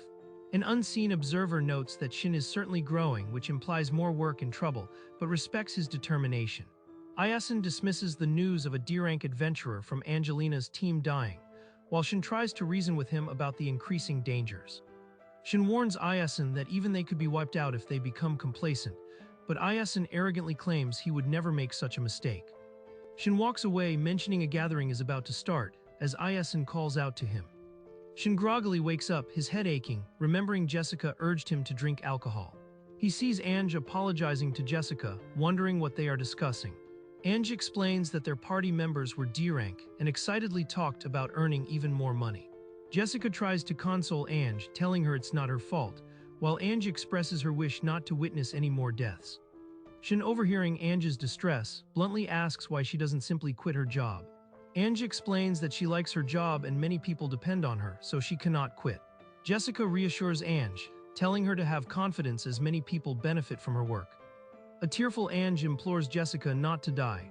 Jessica confidently states she has saved up the money she wanted. Jessica declares she wouldn't die even if killed and is planning to retire soon to open her own business, prompting Shin to offer that he and Ange will be her first customers. Sometime after, Jessica retired from her lecturing position, with Shin having been promoted as a solo adventurer. Shin was appointed as Jessica's successor to instruct new adventurers, leading to him becoming very busy, and the three of them seldom met. Ange also received a promotion during this time. Despite the infrequent meetings, Shin found his days to be fulfilling. Shin remembers those days but mentions having a premonition, as Pollux calls out to him. Pollux asks Shin what happened, and he, panting, manages to say Jessica's name. Pollux reveals with alarm that Jessica was seriously injured and brought into the guild. As Pollux explains the guild is in an uproar, Shin sprints towards the commotion. In the chaotic guild hall, voices urgently clear a path for an emergency patient, while Ange looks on in shock, being told not to look. Shin witnesses Jessica being rushed away on a stretcher, her injuries severe, and screams her name in despair. Shin spots Angelina at a bar and calls out to her, expressing his relief. Angelina turns to Shin, saying she heard from someone at the guild that he might be at the bar. Visibly upset, Angelina insists she is fine and asks Shin to go home. Shin tells Angelina he cannot just leave her looking so troubled and offers to listen if she is willing to talk. Angelina curtly tells him to shut up, surprising Shin. Angelina shouts that she is fine and then despairingly asks if Shin is going to die too. She vehemently tells Shin not to get close to her and not to be nice to her. Shin confidently states that he will not die. Angelina calls him a liar, recalling that Lava, Hayes, and Juna all made similar claims before dying, and even Jessica, who was sure she would be fine, also perished. Overwhelmed with grief, Angelina tells Shin that he might die too. Shin kneels down to comfort Angelina, gently saying her name. He looks at her with determination and repeats that he absolutely will not die. Shin explains that he has the knowledge and experience taught to him by those two, and asks Angelina to please believe him. Angelina cries, saying that everyone risks their lives and all people like her can do is see adventurers often pray to God, but Shin interjects that this is not true. Shin explains that when times are tough, remembering Angelina's smile gives them strength, and because she selects suitable requests, they can go on adventures with peace of mind. He firmly tells Angelina not to say she cannot do anything. Angelina is visibly moved to tears by Shin's words. Angelina leans against Shin, who supports her after her emotional outburst. With a relieved smile, Angelina confesses that back then, she truly thought she was going to die. Shin trembles with embarrassment, thinking his earlier bold statement about not dying was cheesy, as Angelina lightly teases him. Angelina expresses her sincere gladness that Jessica is safe. Jessica smiles, reminding Angelina that she also made a promise with her. Jessica explains that her adventuring days are over, and she has opened the shop she always wanted, now enjoying her second life. Angelina observes that the shop is already quite popular among the girls. Jessica leans in and whispers to Angelina, asking if the person with Shin is someone related to him. Both Shin and Angelina are taken aback by Jessica's question. Pollux, surprised, calls out Cassandra's name as she sits down at their table. Cassandra explains that she happened to come in and saw Shin and Angelina, thinking she might disturb them if she interrupted. Angelina and Shin look at each other, perhaps a little flustered by Cassandra's observation. Shin asks Jessica if they can order something that everyone can eat. Jessica smiles warmly, holding a piece of fruit, and comments that Shin has really grown up. Jessica agrees to arrange the food and tells them to go wait at the terrace seats, to which Shin thanks her. Shin gestures towards the terrace, leading Angelina, Cassandra, and his companions. Seated at a table laden with food on the terrace, Shin suggests they celebrate the success of the emergency operation with a toast. Shin and Cassandra smile at each other, mugs raised, ready to clink them together. Jessica stands behind Angelina, who's seated at the table with Pollux and Slime, all enjoying the meal. Jessica watches with a smile as Pollux and Slime happily munch on their food. Cassandra observes Pollux and Slime, commenting to Shin that he has made his own companions and they seem like good individuals. Jessica concurs, though she admits she was surprised when she first heard about Shin making companions out of monsters. Pollux proudly displays his adventurer's badge, while Cassandra expresses her surprise that the higher-ups approved it, even considering their achievements in the emergency operation. Angelina confirms that gaining approval was indeed quite difficult. Jessica then asks Shin if he has decided on a name for his adventuring party yet, and Shin replies that he has not. Cassandra proposes Legion as their party name, while Shin, Pollux, and Slime consider it. Shin asks for opinions. Cassandra thinks it's okay, and Pollux, though not fully understanding it, likes the strong sound of the name, leading to a decision. The group raises their mugs in a toast, and Shin proudly declares, "From today on, we are Legion." Shin walks through the town streets alone under the moonlight. He muses about needing to find their house and wonders which girl he should visit, while his companions Pollux and Slime have their own thoughts on the matter. Suddenly, Shin notices a cloaked figure standing silently in front of a house. A small mouse tells Shin that the figure has been standing there since before sunset, prompting Shin to wonder who it could be. Startled by the talking mouse, Shin exclaims and drops his weapon, which the mouse thanks him for. The staff held by the cloaked figure emits a flash of light, and Shin seems to recognize it. The cloaked figure begins to turn towards Shin. As the figure faces him, Shin tentatively asks if she is a Su. The scene is set under a bright full moon in the night sky. The figure is revealed to be a Su, who looks at Shin and calls him an idiot, stating that she was waiting for him. Shin is visibly shocked and speechless at Asu's appearance and words. Shin confirms her identity, and Asu immediately asks if it is true that he left the Argonauts' Golden Fleece Brigade. Shin is taken aback, exclaiming in surprise that Asu knew about that as well.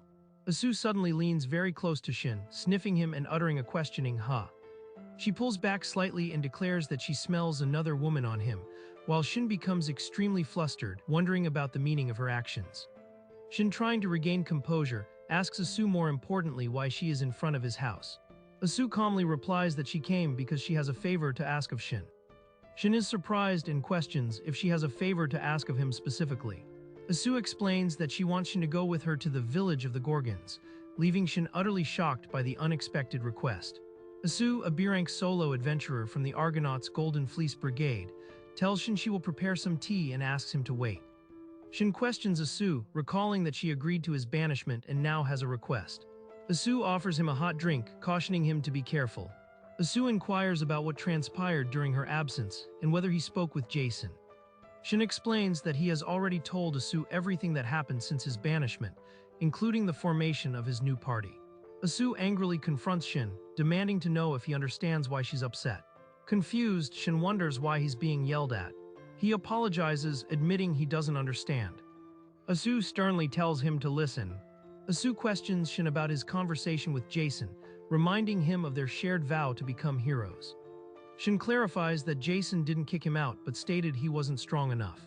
Asu believes Jason was being dishonest, likely trying to motivate Shin, who she felt had given up on improving and was solely focused on support. She speculates that someone influenced Jason while she was away, suggesting they test Shin's worthiness for the Golden Fleece Brigade. Shin reflects that Jason was indeed an annoying person, to which Asu points out Shin's lack of awareness about his own childhood friend. Shin concedes that even if Asu's assumptions are correct, there are things that shouldn't be said. Asu then reveals her anger isn't solely directed at Jason or Shin, but also at herself for failing to notice Shin's suffering. Asu apologizes for not realizing Shin's struggles despite being his childhood friend. She then makes a surprising request, asking Shin to return to the Argonauts' Golden Fleece Brigade. Shin, taken aback, apologizes to Asu and firmly states that he has no intention of going back. Asu reluctantly accepts Shin's decision, remarking that it can't be helped, but playfully warns that she will punish both him and Jason. Changing the subject, Asu inquires about Cassandra. Shin describes Cassandra as a good, albeit shy person who is also skilled and reliable. Asu smiles knowingly, claiming to understand Cassandra very well, which gives Shin an uneasy feeling. Suddenly, Asu becomes agitated, muttering about her carelessness and the appearance of enemies other than Angelina or Pollux. Shin, confused by her sudden shift in mood, tentatively asks if he can nominate his party for a request from her. Asu specifies that any request must be for a trustworthy party of B rank or higher, as it would otherwise be too difficult. Shin agrees, stating he will consult his companions first, especially since they currently have no active party quests. Asu gratefully accepts, relieved at the thought of them being together again. After thanking Asu for the meal, Shin listens as she mentions her tiredness from their long conversation. To Shin's surprise, Asu heads towards his bed, saying she is going to sleep. Shin panics, pointing out that it's his room. Asu casually remarks that they often slept together as children and she doesn't mind, prompting a flustered Shin to exclaim that was when they were kids. Asu bids Shin goodnight and gets into his bed. Shin protests, asking if she intends to leave him homeless in the middle of the night. He calls her surprisingly cruel. Asu, from under the covers, concedes to let him stay for just one night. Shin reluctantly agrees. Asu smiles, thinking to herself that Shin is kind, just as she expected. Resigned, Shin decides to prepare his own sleeping arrangements. As Asu sleeps, she murmurs for Shin not to leave. Shin reflects on his current situation. His former adventure party is disbanded, one childhood friend has formed a new party, and Asu, his other childhood friend, is now alone in town with him. Shin gently reassures the sleeping Asu that he is there and everything is all right. As he settles down, he notices a peculiar smell. The next morning, Shin wakes up to find Asu has prepared breakfast, troll meat cooked with medicinal herbs intended to give him energy. He tries the dish and finds it tastes like pork and is surprisingly delicious. Asu proudly declares it her masterpiece. After thanking Asu for the meal, Shin listens. Asu explains that a direct request to his party signifies a new development. She reveals that during her trip, she gathered information on materials needed for her ultimate goal, creating the panacea, and now wishes to borrow the strength of Shin and his companions to obtain these materials. Shin presents Asu's request to his party. Pollux expresses hope for an easy job, while Slime interprets difficult as an opportunity to fight strong opponents.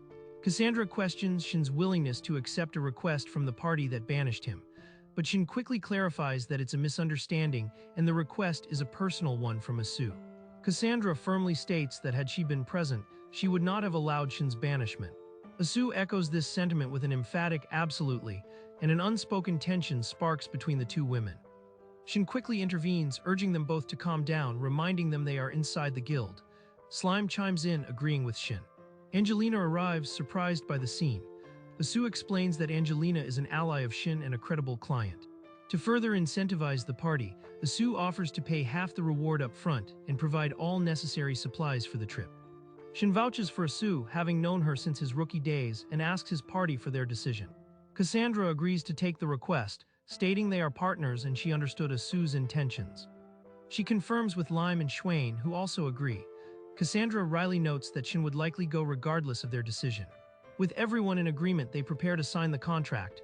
Asu seems intrigued by Lime's voice.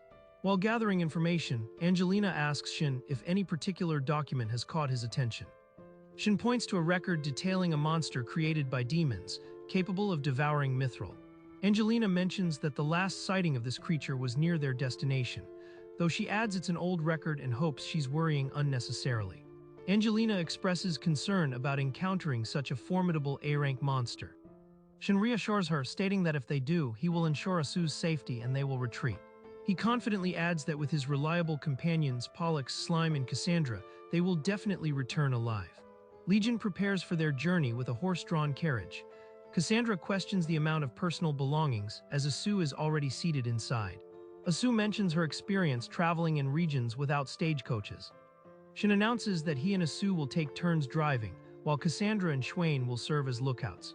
With everything set, Legion departs, heading towards the frontier and the village of the Gorgons. Shin, finding himself on the driver's seat, asks Cassandra and Asu if they wouldn't prefer to rest inside. Cassandra insists she's fine and suggests Asu should rest, while Asu claims she has no problem. Shin, squeezed between them, awkwardly requests that they try to get along during the trip. Their journey progresses, showing various moments along the way. As they travel deeper into the forest, Shin notes they are almost at the village planned as their base.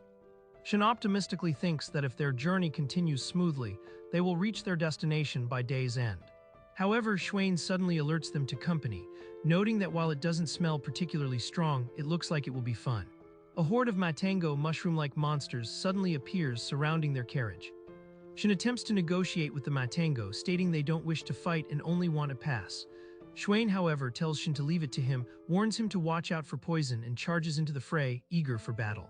Cassandra intervenes, telling Schwain to leave the Matango to her and focus on protecting the carriage. She then unleashes a powerful wall of fire, incinerating a large number of the attacking monsters. Shin watches in awe. Schwain also demonstrates incredible power, moving like a black wind as he fights the Matango. Despite their efforts, Shin observes that there are too many enemies. He asks Cassandra for a plan, just as he notices something unusual emerging from the ground. Schwain is suddenly thrown back by an unseen force. A colossal mushroom monster emerges, apparently formed by the defeated Matango combining their bodies. Shin stares in disbelief at the massive creature. Shin declares that they cannot ignore the giant monster and must finish it there. Cassandra agrees but questions how, warning that if she unleashes her full power, the entire forest could be destroyed in the process. Observing the giant Matango, Shin considers their options. He deduces that even in its massive form, the monster's core must still exist, and resolves that they will target and destroy that core. Shin calls out to Asu and Schwain, asking them to lend him their strength. Asu, ready with her staff, asks if healing is needed, but Schwain, standing firm, replies that it's not needed now. Asu looks on with determination. Long ago, a legend